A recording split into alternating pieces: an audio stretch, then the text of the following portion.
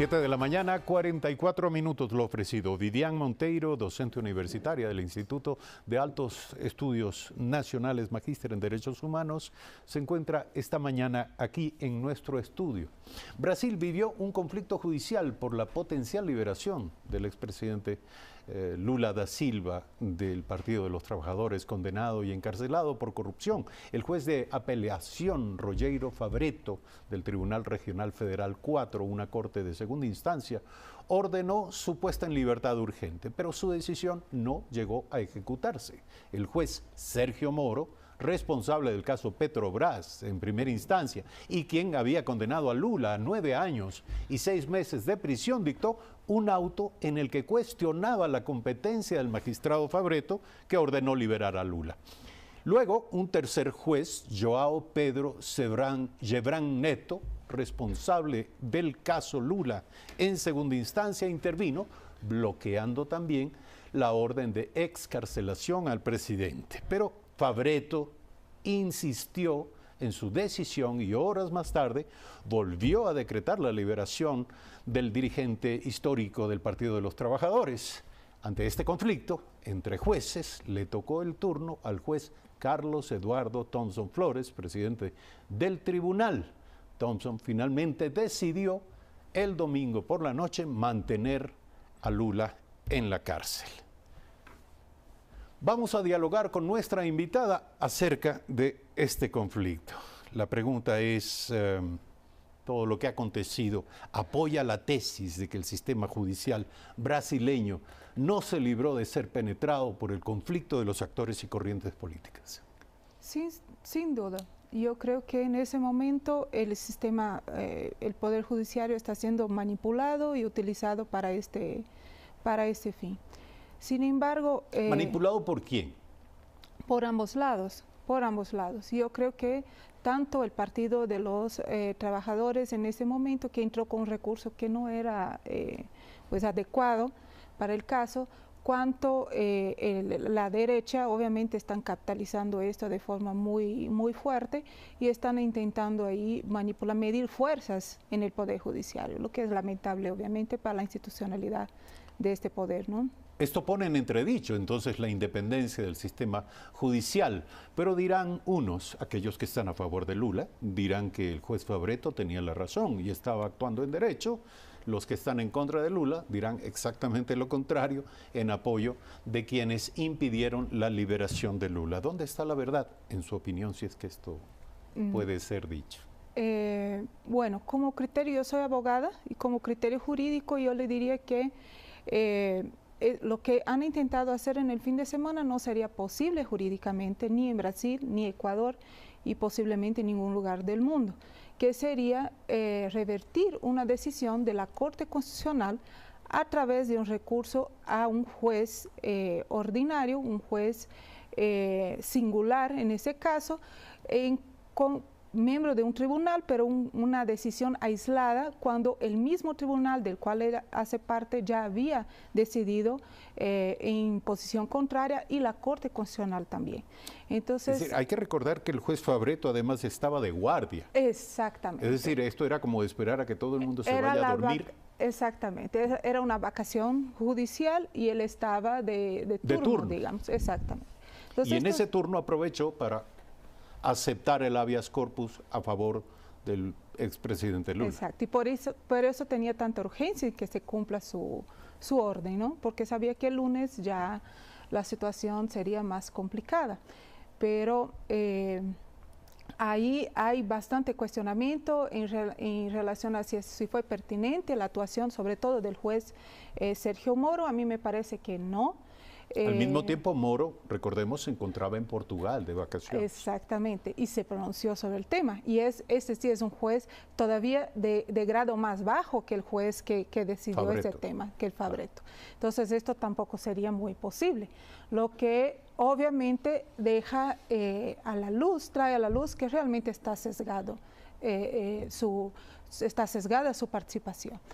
Pero, como le digo, esto no invalida esto no invalida que realmente fue una maniobra política bastante rara, por usar una palabra suave. Sí, muy peculiar, sin duda alguna, entre gallos y medianoche, diríamos, aquí en el Ecuador. Pero el juez Fabretto, que hay que mencionar, por cierto, era parte del PT, del Partido de los Trabajadores, formaba parte del PT, argumentaba su decisión en que la precandidatura de Lula a las elecciones del próximo mes de octubre, ya que la candidatura, hay que decirlo, será anunciada oficialmente en agosto, constituye para él un episodio nuevo en el proceso y que debe ser incorporado como un hecho a considerar por parte de los jueces, y que esa condición de potencial candidato a la presidencia debería permitir la libertad para que pueda cumplir la aspiración de participar. ¿Qué opina de este argumento por una parte, y por otra, cree usted que algo así será considerado? No creo. No creo sea posible, porque la precandidatura es una figura política, pero no una figura jurídica. O sea, jurídicamente no existen precandidatos, existen candidatos, los cuales solo sabremos en gran medida por la situación de Lula, porque los candidatos todavía no se presentan, cosa que con esa situación de Lula y el Mundial de Fútbol es excepcional en ese año. Entonces todos se van a presentar en el último día, en el 6 de agosto. Entonces esto está un poco, es un argumento que no tiene mucha fuerza jurídica, porque no, la precandidatura es una figura. Primero, Lula ya era precandidato desde el año pasado, entonces esto no es realmente una novedad. El PT, de hecho, hasta el presente momento, lo que está debilitando muchísimo el cuadro de la izquierda en general en la presente elección, no tiene un candidato. Entonces, Lula ya era precandidato, eso no es novedad, y esta situación no es una situación, como le digo, con fuerza, con naturaleza jurídica para impedir, sería una expectativa de derecho, y como la misma palabra dice, esto no. Yo le quiero preguntar, ¿qué llegará primero, en su opinión? ¿La nominación oficial de Lula como candidato presidencial por el Partido de los Trabajadores, o su condena en segunda instancia? Porque lo que se dice, es de acuerdo a la ley brasileña, si llega a ser condenado en segunda instancia, será legalmente impedido de ser candidato a la presidencia. Sí, en ese momento el presidente ya se encuentra impedido de ser candidato, y esta es más la pelea política por liberar Lula, que es obviamente legítima, es más bien para que pueda apoyar en las elecciones y no para que sea candidato, porque esto en el momento ya no es posible. Ahora, ¿qué implica esto ya en términos políticos en Brasil? ¿Cuáles son los peligros latentes de toda esta situación?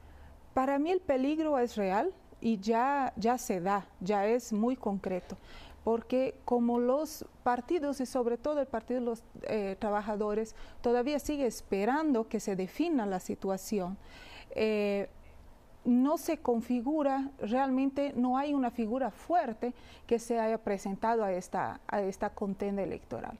Entonces, lo que esto impacta es que el candidato de la derecha, o sea, no de cualquier derecha, sino un candidato fascista, está creciendo en las... ¿A quién se refiere? A Jair Bolsonaro, que está creciendo en las encuestas. En ese momento ya cuenta con casi 30% de las intenciones de voto, lo que le pone casi en la misma situación del presidente Lula, lo que es lamentable, obviamente, y significaría que en Brasil, si las elecciones fueran en ese momento, hoy día, tendríamos un presidente equivalente a Donald Trump en el país. Ahora, este riesgo en el caso brasileño tiene que ver también con la actitud de las Fuerzas Armadas. Hubo inquietantes manifestaciones públicas de parte de algunos comandantes y generales de las Fuerzas Armadas que nos hicieron recordar aquella sangrienta y penosa dictadura militar en Brasil. No sé si realmente hubo un impacto. Sí hubo un intento, pero realmente yo veo que en Brasil, de parte de la población, no hay un ambiente muy favorable a que las Fuerzas Armadas se manifiesten de forma general. Obviamente hay posicionamientos aislados, hay manifestaciones aisladas, pero no es tan representativo como para que esto tenga fuerza realmente. Volviendo al caso del Partido de los Trabajadores, en caso de que Lula sea impedido, como usted dice, ya estaría en esa posición, en esa situación, pero formalmente desista entonces de presentarse como candidato a las elecciones de octubre, ¿qué capacidad de endoso, de apoyo, de respaldo tendría Lula a favor de cualquier otro candidato? Y dentro del PT, ¿aparece alguna figura que pueda ser de manera inmediata y en términos prácticos heredera de esta dote, de este respaldo popular a favor de Lula? Sí, en el PT está el nombre que aparece en ese momento es el Fernando Haddad, que es un candidato de São Paulo, compañero del presidente Lula, pero todavía no tiene mucha, en ese momento se encuentra entre 5% de intenciones de voto, justamente por la omisión del partido de empezar a hacer alguna campaña, ni que sea por los medios, digamos, en su favor. Hace poco tiempo el mismo Fernando Haddad dijo que ponerse como candidato sería en ese momento, sería una falta de respeto con el presidente Lula. Entonces a mí me parece exceso de respeto a la figura del presidente Lula, con toda la reverencia, exacto, con toda la reverencia que se merece, y estoy convicta de esto, tengo seguridad de eso, puede tener y creo que ya está teniendo un gran costo político para el partido y lamentablemente para el pueblo brasileño. Le quiero preguntar, en su opinión, como observadora cercana de la política de su país, ¿considera que fue fehacientemente y convincentemente probada la implicación de Lula en casos de corrupción? Mire, esto del punto de vista jurídico es complicado porque yo sé lo que está en los medios, ¿no? Yo nunca he podido leer el proceso, ver realmente las pruebas. Entonces es una pregunta complicada. Como académica tengo que ser responsable y decirle que no puedo contestar adecuadamente. Lo que sí le puedo decir es que sea el presidente Lula culpable o no, esto realmente no invalida de este hecho específico, que es un hecho muy pequeño en relación a los hechos de los cuales está siendo procesado, por ejemplo, en ese momento, el actual presidente, ilegítimo, obviamente, claro, en efecto, por hechos mucho más graves. Usted dice que de ser culpable esto no invalidaría su participación su capital política. No, jurídicamente está, o sea por haber hurtado una tasa, o sea por haber ocupado este inmueble, un departamento. Claro, jurídicamente el efecto está, pero políticamente esto no invalida la figura que es Lula, y por eso sigue teniendo más del 30% de intenciones de voto, ¿no? Es una figura que sigue siendo muy relevante en el país. Su legado no es algo que se pueda discutir. Exactamente. En efecto. 7 de la mañana, 57 minutos. Gracias por sus opiniones. Vivian Monteiro, docente universitaria del Instituto de Altos Estudios Nacionales, brasileña, magíster en Derechos Humanos, estuvo aquí en nuestro programa. Y para concluir, le recomiendo, como recomiendo a nuestra audiencia, que localice y lea diario El Telégrafo. El mundo celebra el milagro de Tailandia. Tras 2 semanas de angustia, el país asiático festeja el rescate de estos 12 niños y de su entrenador atrapados en una cueva. Hay una serie de ilustraciones y de informaciones muy interesantes en esta edición del Telégrafo que destacan esta historia. Además, diario El Telégrafo nos dice: la policía ofrece ayudar en una indagación judicial, ya que un informante acusó a la entidad, a la Policía Nacional, de apoyar a Guacho. Y además, diario El Telégrafo destaca: la Judicatura pidió una lista a la Academia para reemplazar a los 24 directores provinciales del Consejo de la Judicatura. 7 de la mañana con 58 minutos. Gracias como siempre por su sintonía. Mañana 6:55 es la cita. Buenos días.